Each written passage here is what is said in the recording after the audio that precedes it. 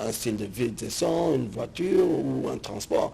Mais à Kinshasa ou au Congo, on est toujours colonial dans notre point de vue. La valeur qu'on attache à un individu, ce n'est pas comparé à un niveau de vie universel. C'est juste pour dire il peut s'acheter un peu à manger.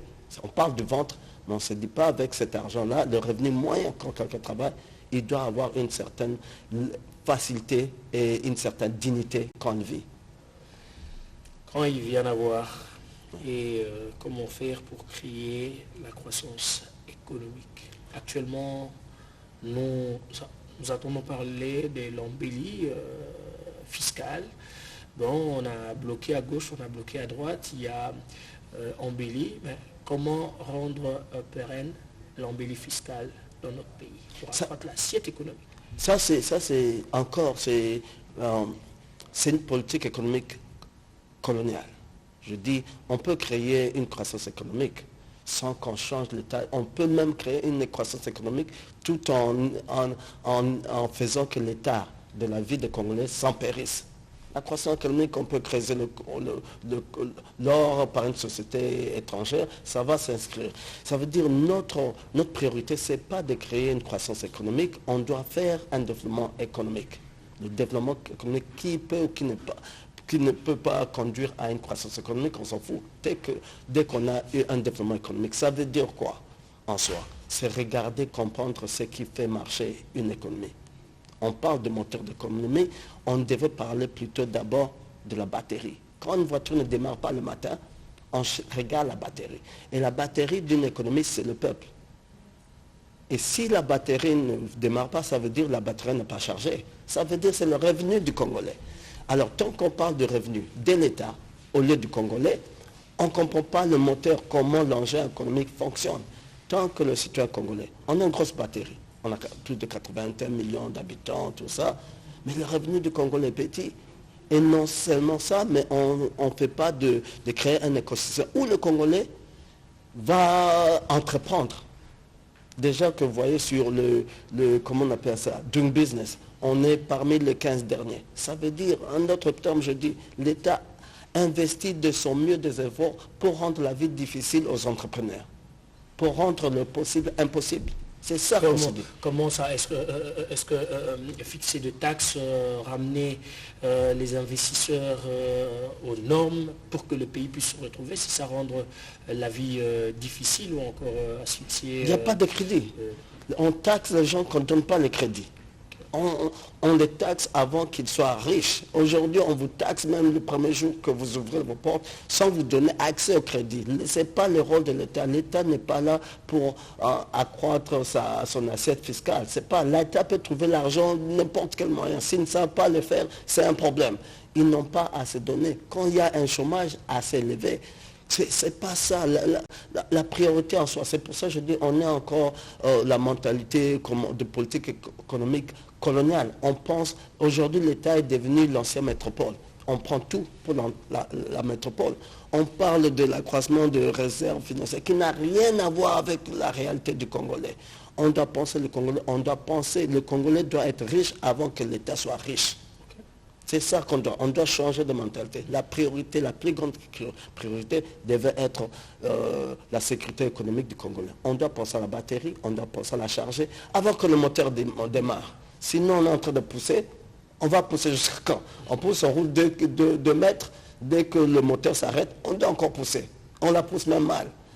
Alors, on doit penser à la batterie, on doit penser à la charger avant toute autre chose. On doit d'abord créer de richesses auprès du peuple congolais. Faire de Congolais riches pour avoir un État riche. Parce que même pour dire aujourd'hui la mauvaise question, on dit pourquoi le Congolais est pauvre dans un pays riche. C'est encore un fable, comment on appelle ça? Une fable.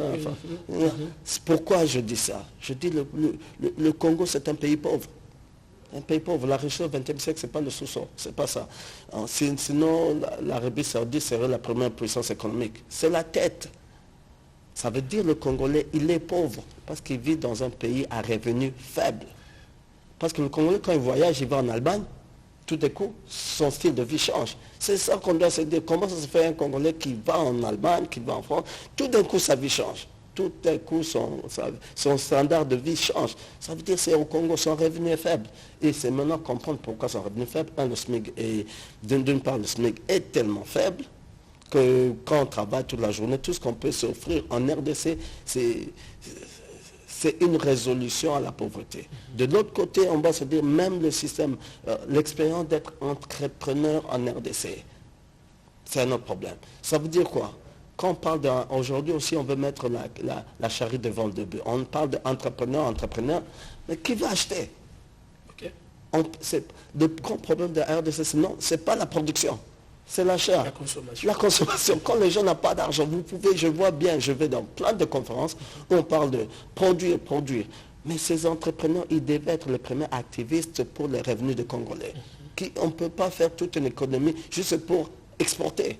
On voit que les économies, même dans, disons, l'agriculture, que je ne pense même pas, ça sera la clé de notre économie, on utilise la plus grande, tous les engins modernes, toute la science moderne, c'est seulement pour exporter le cacao, tout ça. Mais quand on parle du citoyen congolais, on ne pousse pas l'agriculteur congolais à se moderniser. Puisque vous parlez de l'agriculture, José Kimonyo, croyez-vous à l'industrialisation de la RDC dans son secteur agricole et en même temps, suite à cette question-là, se rajoute une question.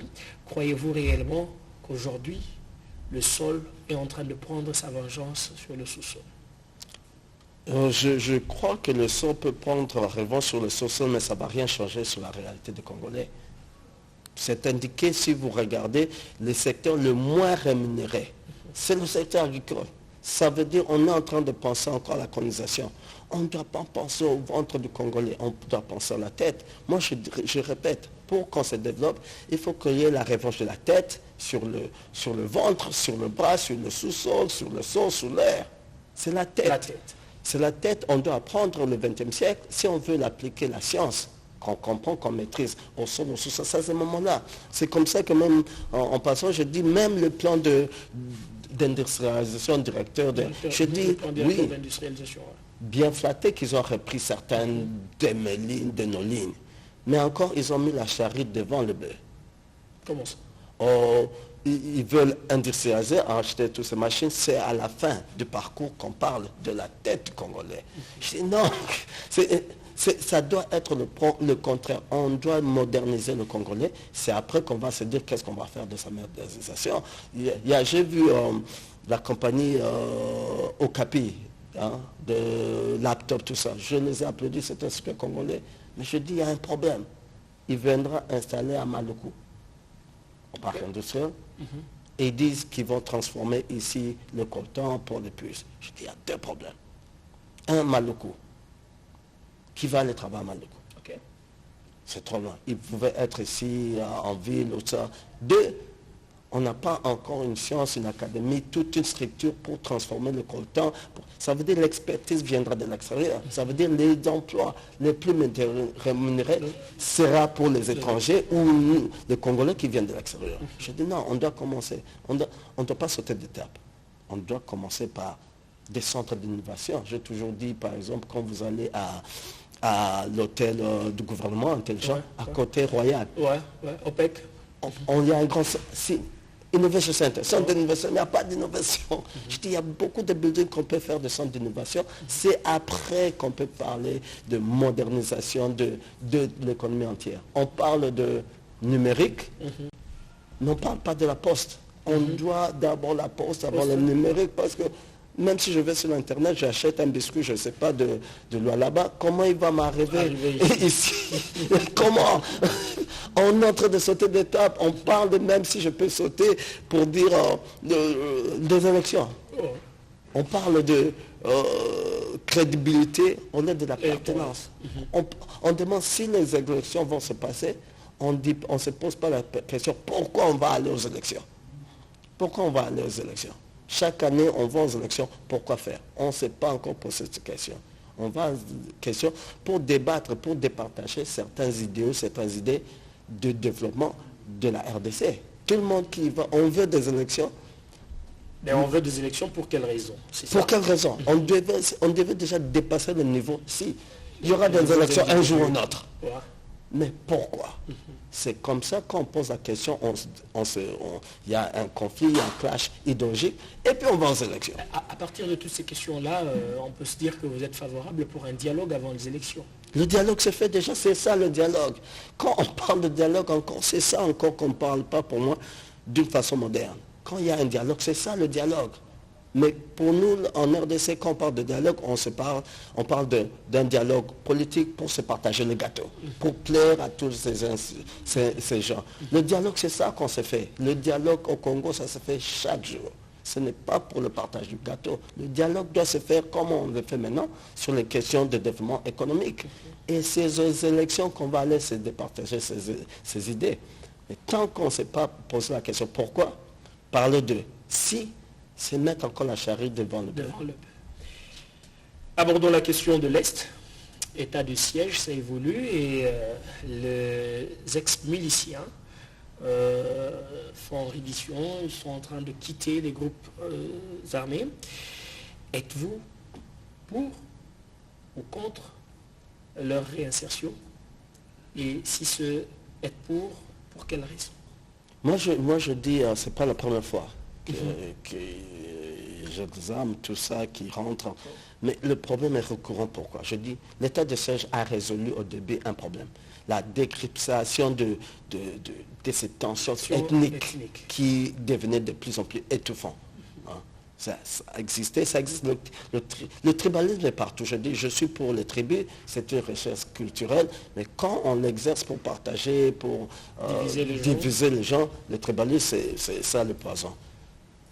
À l'Est, on a réussi à une chose, l'état de siège, décryptation de tensions ethniques. Mais ça manquait un autre élément. Très vite, l'armada économique. Je dis le problème de l'Est, comme ici le problème de Koulouna, c'est un problème socio-économique. On doit avoir, il y a des plans qu'on pouvait faire pour applaquer, pour dissuader les gens d'adjoindre des milices. Les milices, ça ne se fait pas par un commandant. Il y a des gens qui suivent. Et ces gens qui suivent, ils vivent dans des conditions précaires. Mais pourquoi ces gens décident de vivre dans ces conditions précaires au lieu d'être dans la société? Il y a le chômage, il y a la pauvreté. C'est ça on devait faire. Et tant que ça ne se fait pas, on peut organiser tous les programmes qu'on veut.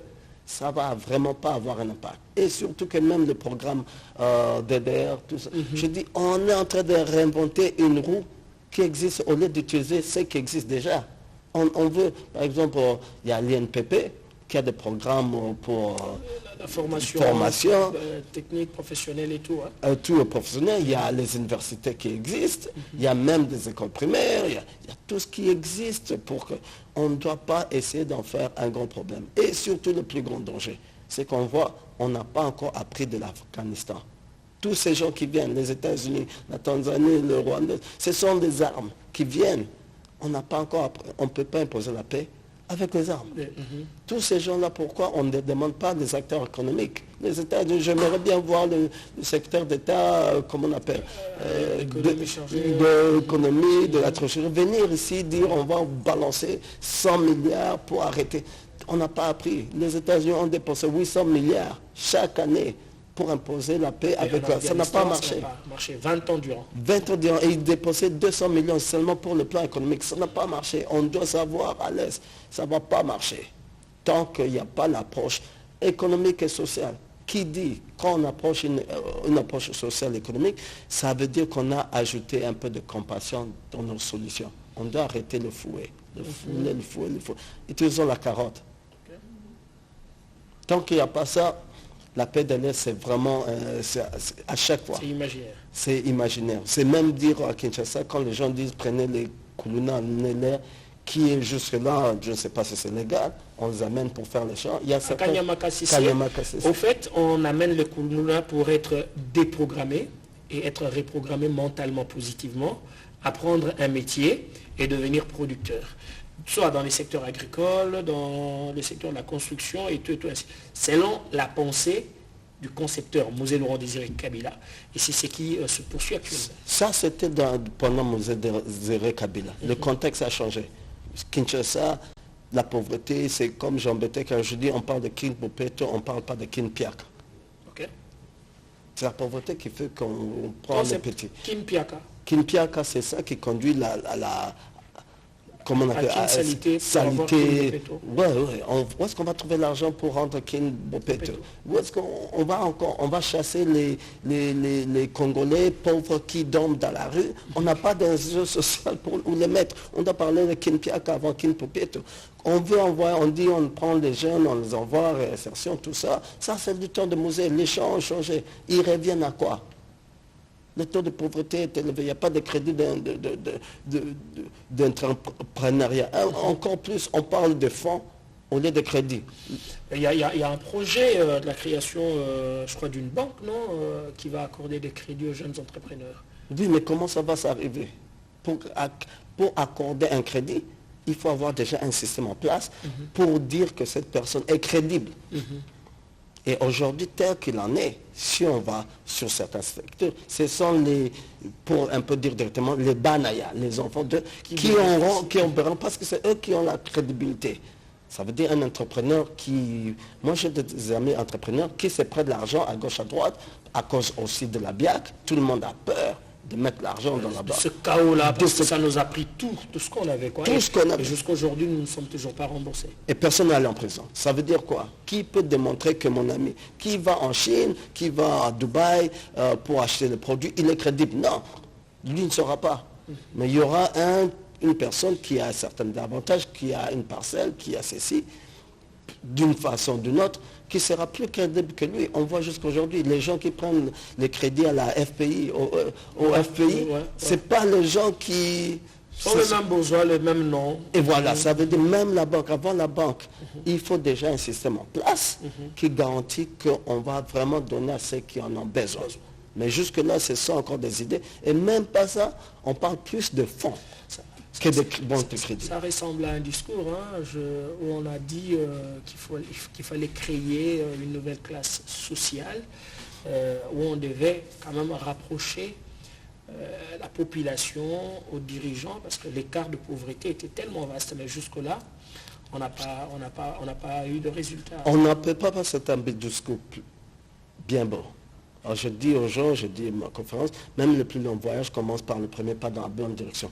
Parlons SMIC, parlons emploi, parlons de mode de sélection pendant les élections. Tant qu'on a le système par liste, indirect, surveillance non universel, il y aura les mêmes personnes qui vont venir, qui vont représenter beaucoup plus les partis politiques que le citoyen congolais. Tant qu'on n'aura pas de gouverneurs qui ne seront pas élus directement, ce n'est pas question originaire ou non originaire. Ils ne vont pas représenter les intérêts de la population, ils vont être là seulement pour manager l'Assemblée nationale. Tant qu'on a un Sénat qui n'est pas voté directement, on risque d'avoir un président de la République. Si quelque chose arrive au président, on risque d'avoir un président qui n'a aucun contrat social, économique avec le peuple. Ça veut dire tout notre système de sélection, de représentativité et antisocial et économique, parce que ces gens-là ne représentent, n'ont aucun contrat social et économique avec les individus. Ça, c'est déjà un gros faux pas. Et on doit repenser. Il faut qu'il y ait la revanche de la tête sur le ventre, sur le muscle, sur le sol.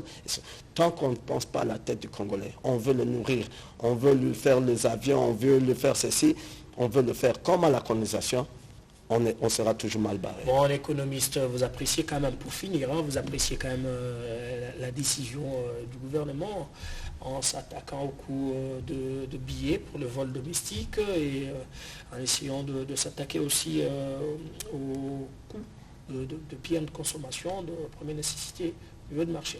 Non, je dis ça. Produits surgelés. Je dis c'est encore là, c'est un esprit colonial, ce n'est pas l'État. Moi, je ne veux pas manger j'aime pas manger le Thomson, j'aime pas manger le poulet. J'en ai tellement eu à l'internat. Ce n'est pas à l'État de diminuer les prix, même les prix de camions, d'avion. C'est à l'État de penser augmenter le SMIC et de Congolais s'il veut voyager par avion, par bus. C'est pas son rôle. L'État n'est pas là pour diminuer le prix. L'État est là pour créer un écosystème où les gens font beaucoup plus d'argent. Ils s'offrent ce qu'ils veulent. Si quelqu'un ne veut pas manger, on ne peut pas le forcer à manger. Si quelqu'un, il y a des gens qui ne peuvent pas prendre l'avion parce qu'ils ont peur, ils voyagent en voiture. Qu'est-ce que vous avez à le faire voyager en avion? Les gens sont pauvres. On doit s'attaquer à la pauvreté. On ne doit pas rendre un luxe pauvre. Parce que personne ne mange, on ne fait pas de gâteau. C'est le XXe siècle. Pensez aux Congolais, Pas le faire en tant que bébé, qui est un écosystème où il va se développer, où il va se faire l'argent. Le reste, ce n'est pas le rôle de l'État. On va trouver le rôle de l'État et qu'est-ce qu'on peut retenir de votre passage, votre pensée, votre souci sur le devenir du Congo? Sur le devenir du Congo, les gens disent que je suis pessimiste. Souvent, mais je dis ceci. Aujourd'hui, ça fait des années qu'on parle, on fait ce dialogue déjà, et je suis tellement merveilleux de fois. Ça me choque de fois de voir comment les jeunes aujourd'hui commencent à aller dans cette direction du dialogue. Aujourd'hui, quand un jeune m'arrête en cours de route, il ne me flatte pas. Il me pose des questions parce qu'il n'a pas peut-être compris ce que je dis, ou il ajoute certaines choses que moi aussi j'apprends chaque jour. Je dis, je suis tellement flatté, émerveillé par ces jeunes-là qui m'éblouissent, qui comprennent, ils parlent moins et moins politique. Je ne voudrais pas dire pas parce que certains le font, mais je suis tellement ravi, j'ai tellement de passion et beaucoup d'espoir, pas pour les Congolais d'aujourd'hui, d'hier, mais pour les Congolais de demain.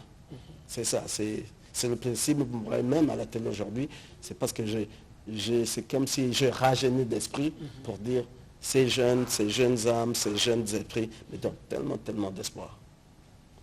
De l'espoir, les jeunes Congolais, et ils peuvent compter avec vous. Avec moi en les accompagnant, mais je crois qu'ils peuvent le faire sans moi, mais avec mes idées. Avec tes idées. Merci Joe Sekimoyo, c'était un plaisir d'échanger avec vous pendant 30 bonnes minutes sur le devenir et le futur économique et social du Congo et du Congolais. Merci, Serge.